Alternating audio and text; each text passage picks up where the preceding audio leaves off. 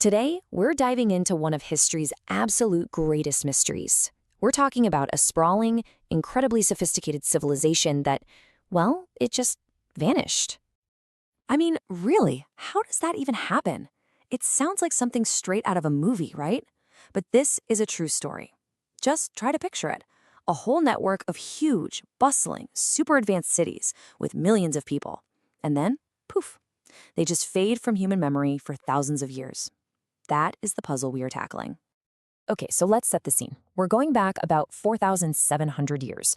This is way before many of the famous ancient empires you've heard of. The Harappan Civilization was at its peak, building these enormous cities on a scale the world had just never seen before. And then, silence. They were gone. Which begs the question, how on earth did we find them again?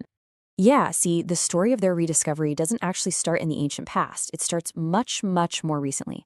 And it all begins with a total accident that would end up changing history forever. And you have to get your head around the timeline here, because it's just staggering. These cities were flourishing almost 5,000 years ago, but the world completely forgot they existed until someone just stumbled upon them about 150 years ago. Just let that sink in. Thousands of years where they were just lost. And here's the crazy part. The rediscovery was almost a complete disaster. You have these engineers in the Punjab, right? They're laying down railway lines, and they find this huge mound of what they see as perfect, high-quality, ready-to-use bricks. They had absolutely no clue that they were literally tearing apart one of the oldest cities on the planet just to build a railroad. Can you imagine? It took until about 80 years ago for archaeologists to really get in there and investigate. And that's when it hit them. This wasn't just some random pile of bricks. This was a city. This was Harappa. And since it was the very first site of its kind to be found, the whole civilization often gets its name from that one city. All right, so the cities have been found. The question now is, what secrets did they hold? What clues were left behind? Let's step inside and play detective. Okay, so the very first thing that would jump out at you is the incredible urban planning. These cities weren't a chaotic mess. Most of them were split into two main sections. You've got the citadel, it's smaller, it's higher up, probably where they had all the important public buildings. And then you have the lower town, which was much bigger, where everybody actually lived. And this wasn't an accident. This was a meticulously designed layout.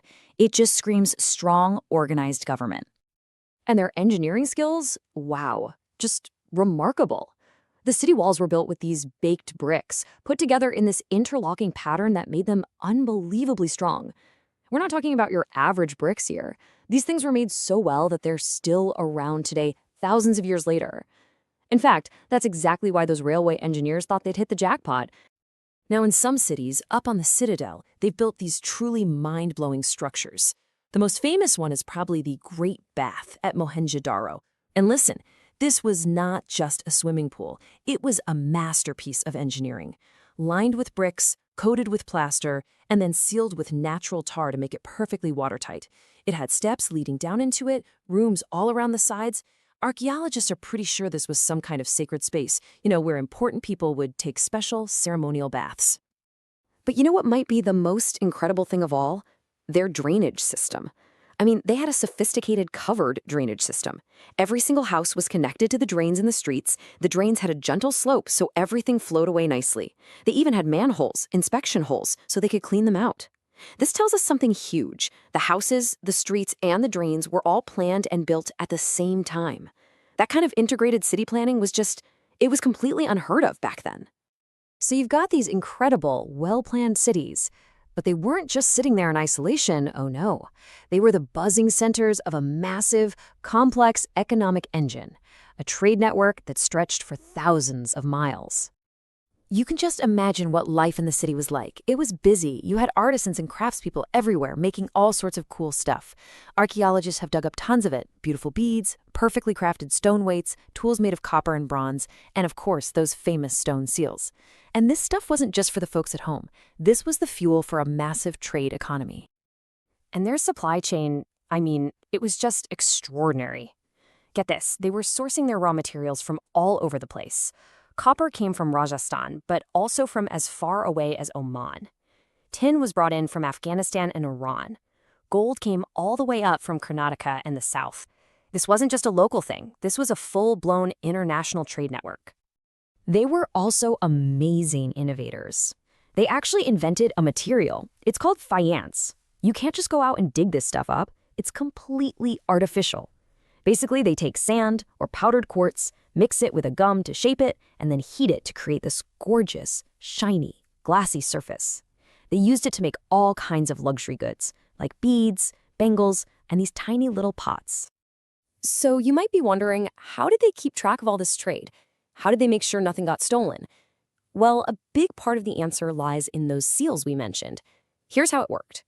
When they tied up a bag of goods to ship, they'd slap a lump of wet clay on the knot and then press their stone seal into it. That clay impression is called a sealing. If that seal was unbroken when the package arrived, the person on the other end knew that nobody had tampered with it. It was basically the ancient world's version of a security tag. Okay, so let's recap the evidence. We have incredibly advanced cities. We have mind-blowing engineering. We have a huge international trade network.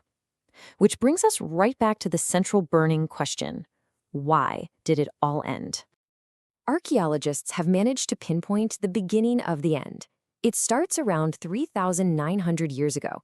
Suddenly, something changes. People start leaving the big cities.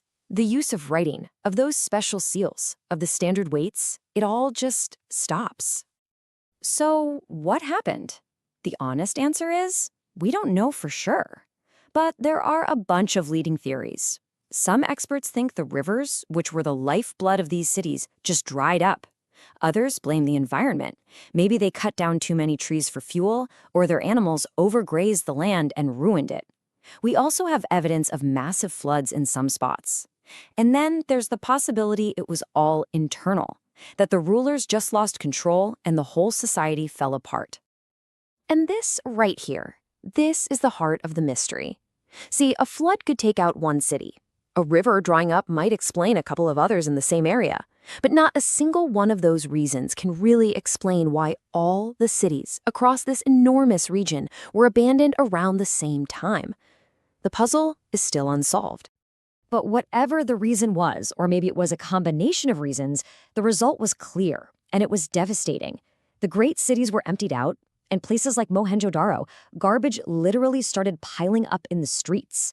Those amazing drainage systems broke down. People just left. They moved into smaller, simpler towns and villages, mostly to the east and south. The golden age of these incredible cities was over. You know, the story of the Harappans is just such a powerful reminder that nothing, not even the greatest civilization, lasts forever. They built some of the most advanced cities on Earth, had this massive trade network, and then just vanished from history, left to wait in silence for thousands of years just to be found again. And it really makes you wonder, doesn't it? What other secrets from our past are still buried out there, just waiting for us to find them?